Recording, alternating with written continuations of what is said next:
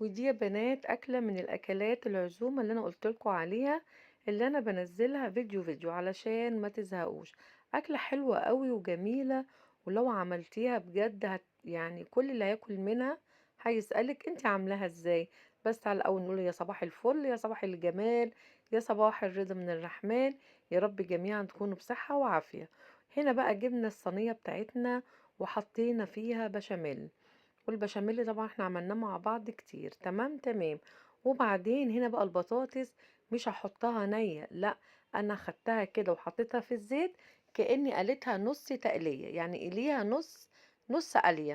تمام تمام، عشان تبقى طرية وما تاخدش معاكي وقت طويل في الايه، في الفرن. وبعدين بقى عندك لحمة معصجة تمام، عندك شاورمة فراخ تمام، عندك سجق تمام، عندك ان شاء الله كبد وقوانص معمولة برضو تمام. اي حاجة انت عاملاها هتبقى حلوة.